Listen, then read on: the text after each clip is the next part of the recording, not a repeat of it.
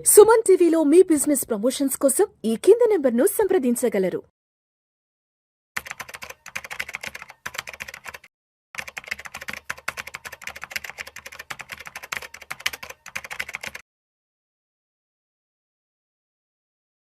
ప్రేక్షకులకి మీ రామచంద్రమూర్తి నమస్కారాలు.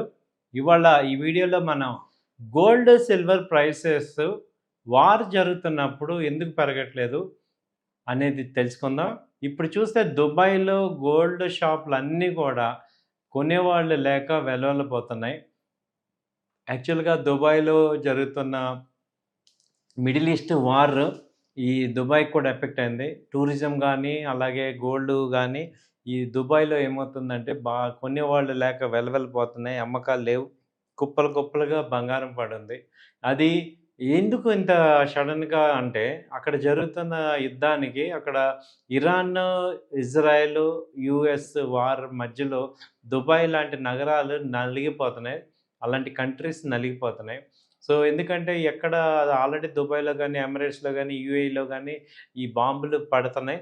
US embassies ఎక్కడ ఉన్నాయో వాటి మీద ఇరాన్ అటాక్ చేస్తుంది. కాబట్టి వాటన్నిటి మీద ఎఫెక్ట్ అవుతుంది. సో దీనివల్ల ఏమవుతుందంటే ఇది రేట్లు లేక ఈ దుకాణాల్లో ఈ ఈ యొక్క బంగారం మొత్తం కూడా ఎవరు కొనేవాళ్ళు లేక అలా ఉండిపోతుంది. అయితే జనరల్గా ఇప్పుడు మనందరికి ఒక డౌట్ రావచ్చు. ఏంటంటే ఎప్పుడు వార్ వచ్చినా పెరిగే గోల్డ్ సిల్వర్ ఇప్పుడు ఎందుకు పెరగట్లేదు? అంత ఎక్స్పెక్టెడ్గా ఎందుకు పెరగట్లేదు? ఏమైంది? Last time Ukraine, Russia war వచ్చినప్పుడు విపరీతంగా పెరిగిన గోల్డ్ సిల్వర్లు ఇప్పుడు ఎందుకు పెరగట్లేదు? అంటే దానికి ఏంటంటే రీజన్ మెయిన్గా ఇప్పుడు ఫస్ట్ ఏమవుతుంది అంటే ఈ గోల్డ్ మీద కన్నా అందరూ కూడా ఎక్కువ మంది ఆయిల్ మీద ఇన్వెస్ట్ చేశారు. ఎందుకంటే అందరికీ తెలుస్తుంది ఆయిల్ షార్టేజ్ వస్తుంది కాబట్టి ఆయిల్ రేట్లు పెరుగుతాయనేది అందరికీ తెలిసి క్రూడ్ ఆయిల్ మీద ఎక్కువ ఇన్వెస్ట్ చేశారు. అది మంచి రిటర్న్స్ ఇచ్చింది. దాదాపు 6,000 ఇంటర్నేషనల్గా $60 నుంచి ఇప్పుడు $110కి వెళ్ళింది. అలాగే ఇండియన్ మార్కెట్లో చూస్తే 6,000 నుంచి ఇప్పుడు 9,500, 10,000 దాకా వచ్చింది.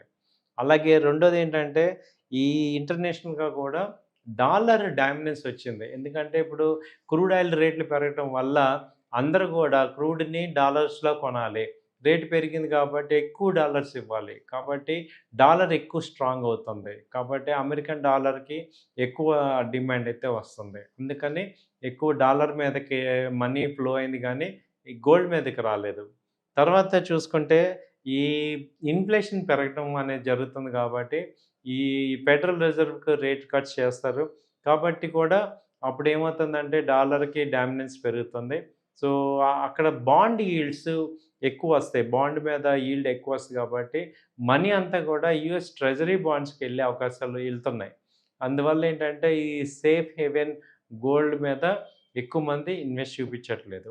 తర్వాత లాస్ట్ ఏంటంటే ఇంకో పాయింట్ 2025లో గోల్డ్ ర్యాలీ విపరీతంగా వచ్చింది. గోల్డ్, సిల్వర్ గోల్డ్ అయితే 80,000 నుంచి ఇప్పుడు 1,60,000, 1,80,000 దాకా వెళ్ళింది కాబట్టి అందరి దగ్గర గోల్డ్ అయితే స్టోరేజ్ అయిపోయింది కాబట్టి ఫ్రెష్‌గా కొనేవాళ్ళు లేరు.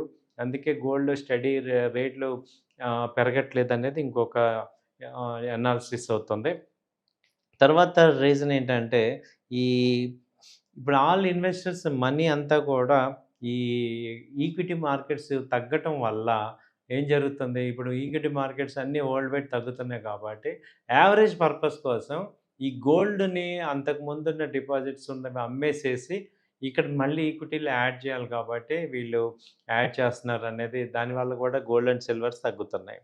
తర్వాత ఇంకొక రీజన్ చూసుకుంటే ఇప్పుడు ఈ వార్ వల్ల ఏంటంటే గోల్డ్ ఒకటే కాకుండా మల్టీ అసెట్స్ ఇప్పుడు వచ్చేసాయి. డైవర్సిఫైడ్ అసెట్స్ వచ్చాయి కాబట్టి gold, silver as well as copper, అలాగే క్రూడు, అలాగే ఈ యూఎస్ డాలరు.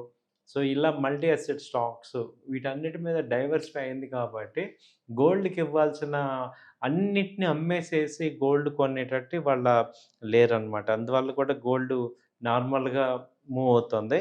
తర్వాత ఇంకా ఏంటంటే ఇప్పుడు ఈ కాన్‌ఫ్లిక్ట్ గనక జియోపొలిటికల్ అవుతుందా? జియోగ్రాఫికల్ అవుతుందా? ఆ రీజియన్ వరకే అవుతుందా? లేకపోతే ఇంకా ఎక్స్‌టెన్షన్ అవుతుందా అనేది తెలియట్లేదు.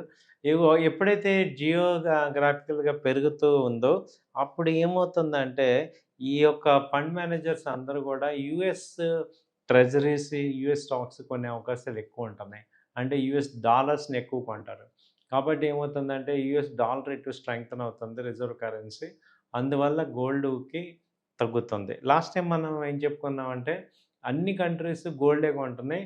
డాలర్‌ని వాడట్లేదు అని. కానీ ఇప్పుడు ఏం చేస్తున్నారు, దానికి రివర్స్ జరుగుతుంది. రష్యా కూడా ఇప్పుడు డాలర్స్‌ని కొంటామంటుంది. అలాగే ఆయిల్‌ని డాలర్స్‌లో ట్రేడ్ చేస్తామంటుంది. దాంతో ఏమవుతుందంటే డాలర్ డామినెన్స్ మళ్ళీ వస్తుంది. కాబట్టి గోల్డ్‌కి వాల్యూ తగ్గుతుంది. సో, ఇవన్నీ కూడా రీజన్స్ వల్ల గోల్డ్, సిల్వర్ ప్రైసెస్ అయితే స్టడీగా రేంజ్‌లోనే ఉన్నాయి. అంతకుముందు యుద్ధం స్టార్ట్ అయినప్పుడు ఫిబ్రవరి 28న ఈ గోల్డ్ వచ్చి $5,400 ఇంటర్నేషనల్‌గా ఉంటే, ఇప్పుడు 5,100 ఉంది.